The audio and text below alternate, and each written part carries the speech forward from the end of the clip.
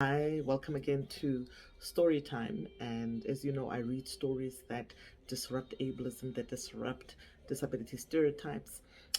So there's a platform for relearning about the lives of persons with disabilities, as we would say in South Africa. Other countries don't have a problem with the term disabled people.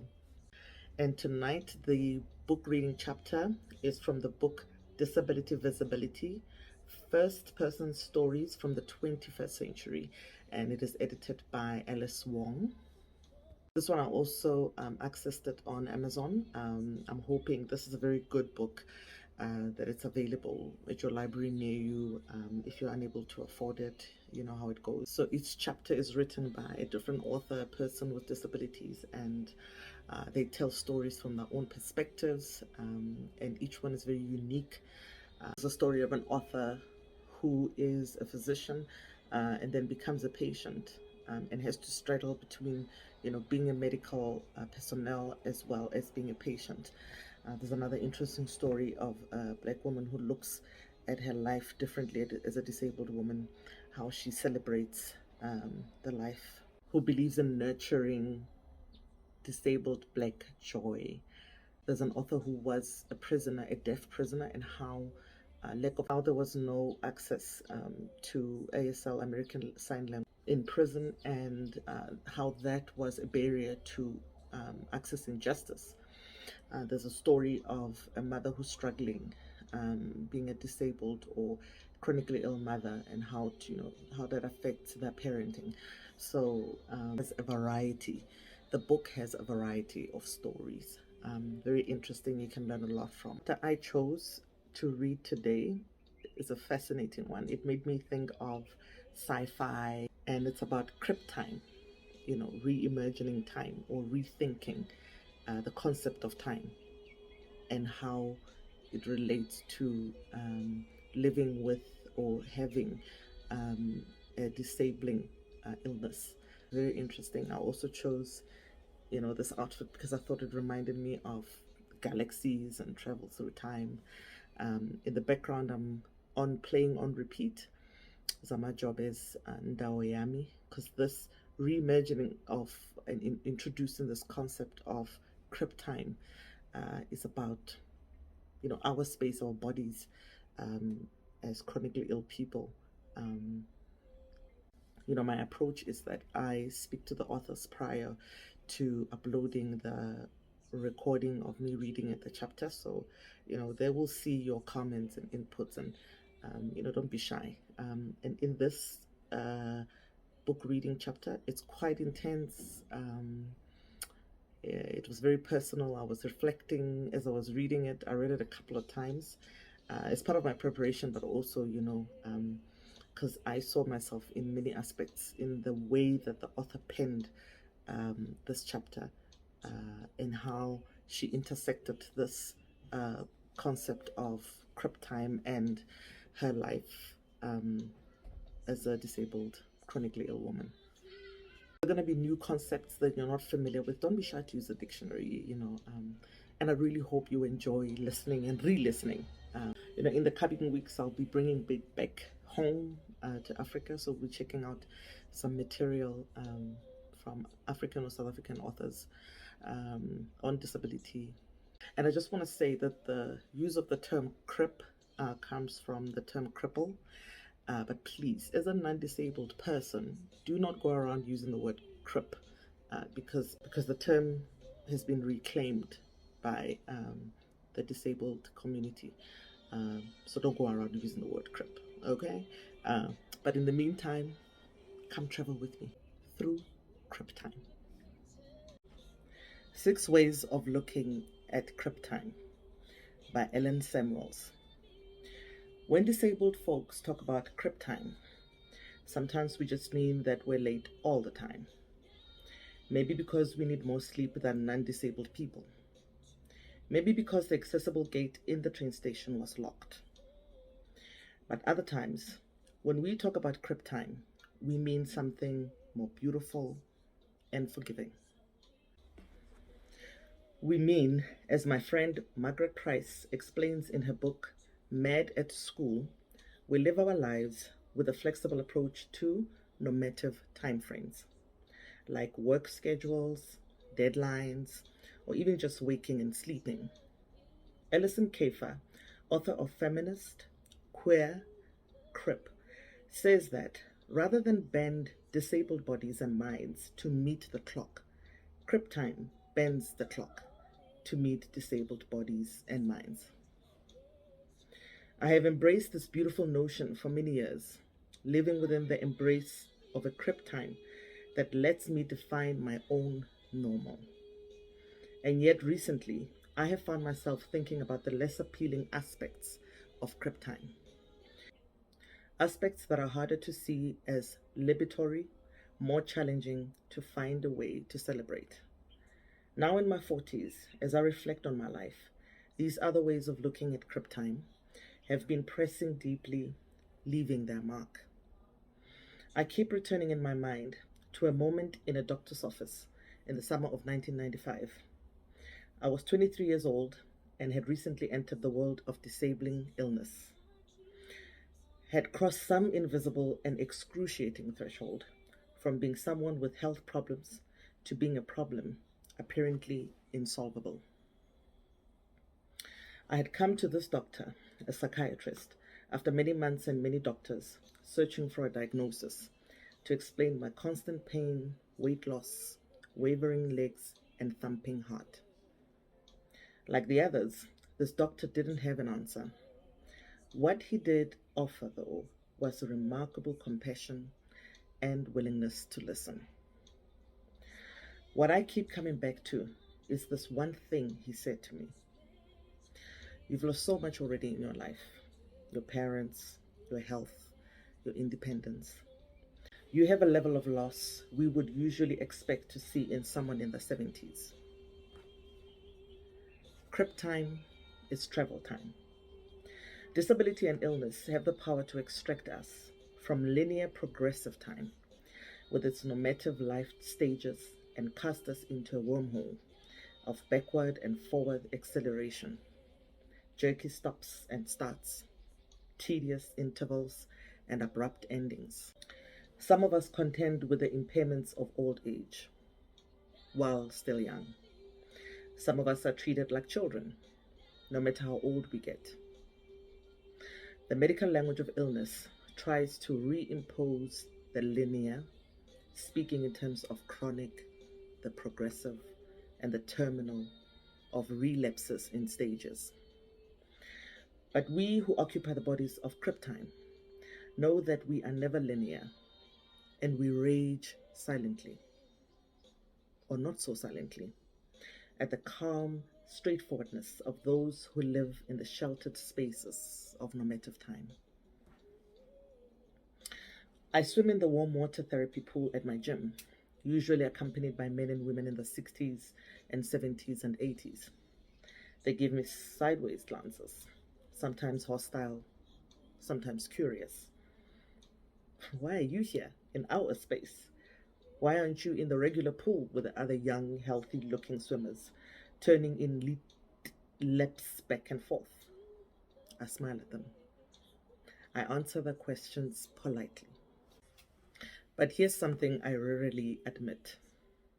I hate them. I hate them. One after demanding my bodily narrative, they give me their own. How they finally had to give up cross-country skiing at age 62. How frustrating it is they can't go hiking anymore. I hate them for their decades of proper health, for their unconscious privilege, for the fact that only in old age are they contending with not being able to hike or bike or knit or whatever it is they're talking about as they move in their little compassionable knots around the pool. I know that I'm being unfair. I know that I know nothing about their lives, what they may have lost. So I keep my rage inside. I keep my grief inside. Crip time is grief time. It is a time of loss and of a crushing undertow that accompanies loss. I lost my mother when I was 20 and she was 52. to a cancer that she had lived with for 15 years. But those numbers don't say anything about the way the days slowed and swelled unbearingly around her death, or how the years piled up afterwards. Always too much, never enough. When I fell ill just 2 years later, both doctors and relatives wanted to believe it was the result of my sort of grief, my refusal to stop mourning my mother and move on with my life. Freud wrote in Mourning and Melancholia that normal mourning resolves on its own and needs no intervention. Only melancholia is a true illness, mourning without end, without resolution. The body-mind refuses to let go of the lost object and deforms itself in the process. But I was able to let go of my mother, earnestly as I miss her. What I have found much harder to let go is the memory of my healthier self. With each new symptom, each new impairment, I grieve again for the lost time, the lost years that are now not yet to come. This is not to say that I wish for a cure. Not exactly. I wish to be both myself and not myself. A state of paradoxical longing that I think every person with chronic pain occupies at some point or another. I wish for time to split and allow two paths for my life, and that I could move back and forth between them at will. In arranging Grief, Sacred Time, and the Body in 19th century America, Dana Luciano traces how grief time emerged with modernity as a temporal and affective state, juxtaposed to progressive mechanical time. She writes that grief was aligned with a sensibility that sought to provide time with a human dimension, one that would be collective rather than productive, repetitive rather than linear, reflective rather than forward-moving. This sounds very much like the notion of Crip Time that Alison and Margaret were talking about. But disability scholars like Alison, Margaret, and me tend to celebrate this idea of Crip Time, to relish in its non-linear flexibility, to explore its power and its possibility. What would it mean for us also to do what queer author Heather Love calls feeling backward, for us to hold on to that celebration, that new way of being,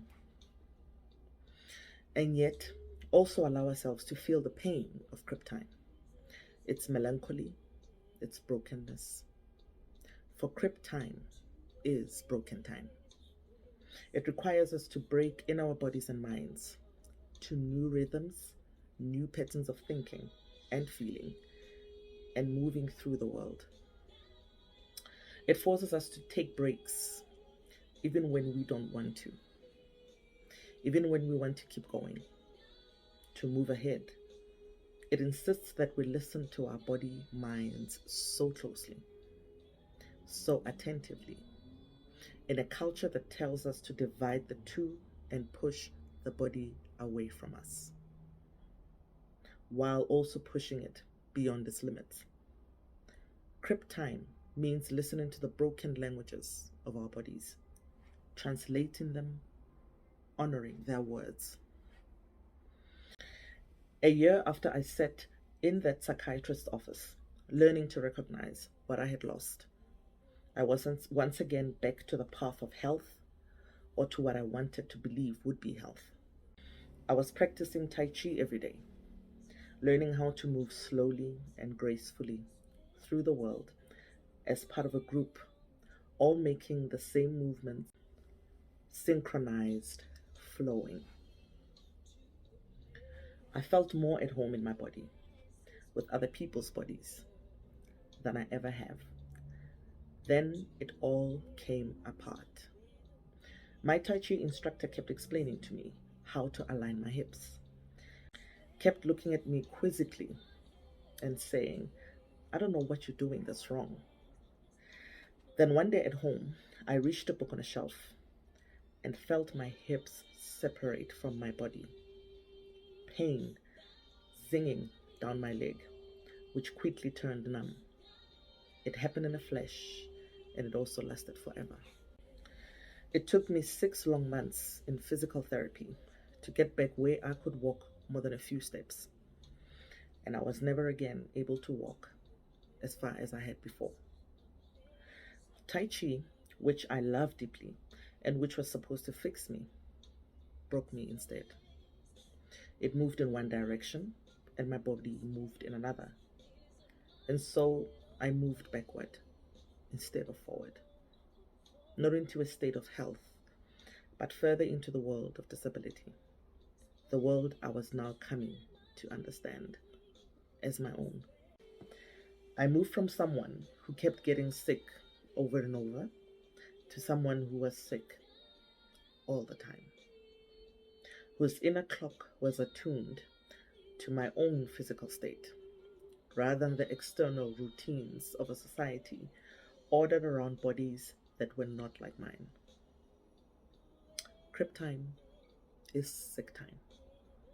If you work a 9 to 5, 40-hour week job, what is defined as full-time work in the United States, then if you're lucky, you accumulate a certain number of sick days. There's always a strange arithmetic to this process. Maybe for every 8 hour of work, you accrue 1 sick hour, or maybe one for every 20 work hours, or every 40. It's never a 1-to-1 ratio. You have to work hard to earn the time to be sick. The assumption, of course, is that we will not be too sick too often. When I realized I could no longer physically sustain a 9 to 5 job, I feared for my future. I hadn't even worked long enough to be eligible for Social Security disability. The solution I came up with was to return to academic life, to go back to graduate school and get my PhD. And maybe if I was lucky enough to become a professor. It was and still is the only way I could see to support my life in Crip Time. Most of my time in graduate school was sick time. For the first 2 years especially, all I could do was drag myself to an occasional class and write the papers required for them. My life consisted of going to campus and to the grocery store and then returning home and doing some schoolwork. I worked lying down as much as possible in the days before lightweight laptops and wireless internet. I lay on the floor in my classrooms and stared at the scratched undersides of desks while my classmates talked. And I loved it. I loved the rhythm of reading and writing and thinking. And I realized that this time was also my time, even though it was hard, even though other people didn't get it, even though I was alone. Crip Time is writing time. I have been writing an essay about Crip Times in Crip Time for so many years now. I wonder if I will ever get it done. In it, I quote author Laura Hillenbrand about writing her bestseller, Seabiscuit, while gravely ill with chronic fatigue syndrome, because looking at the page made the room shimmy crazily around me. I could write only a paragraph or two a day. When I could no longer stand the spinning, I'll take a pillow into the yard and lie in the grass. When I was too tired to sit at my desk, I set the laptop on my bed. When I was too dizzy to read, I lay down and wrote with my eyes closed. Hillenbrand's essay about her experience was published in 2003 in The New Yorker, where it became, for a brief time, the touchstone for a certain segment of the educated public to apprehend this mystery illness and, by extension, the world of chronic illness. Her status as a best-selling author lent her story a kind of credibility many of us in the chronic illness community had been struggling to gain for years. Helen Brand was able to write her way into cultural validity, although she remained a physical invalid. I can't count the number of times people asked me in the wake of her success when I was going to write a bestseller, as if that would be the ultimate achievement, the perfect solution to my bodily failures. To write something that Oprah Winfrey might pick for her book club, even if, like Helen Brand, I was too sick to actually make the talk show rounds. If I were to write a bestseller, though, I think it would be about vampires.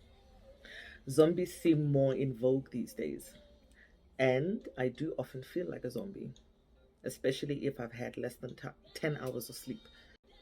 But still, I think vampires because Crip Time is vampire time. It's the time of late nights and unconscious days, of life schedules lived out of sync with the waking quotidian world. It means that sometimes the body confines us like a coffin, the boundary between life and death blurred with no end in sight. Like Buffy's angel and True Blood spill, we live out of time, watching others' lives continue like clockwork, while we lurk in the shadows, and like them, we can look deceptively, painfully young, even while we age, weary to our bones. My own disabling condition, a genetic disease, means that the collagen in my body doesn't hold its shape. This is bad news for my joints and tendons, my heart, and my gut, but great for my skin, which remains soft and wrinkle free into my 40s, meaning I'm perpetually mistaken for being younger. One of the medical criteria for my condition is literally having skin like velvet. In our youth obsessed culture, vampiric agelessness is often seen as a good thing, and it does come with certain privileges. But I sometimes tire of not being taken seriously, of working my sick self into the ground to climb the 10-year ladder while being perceived as a perpetual graduate student.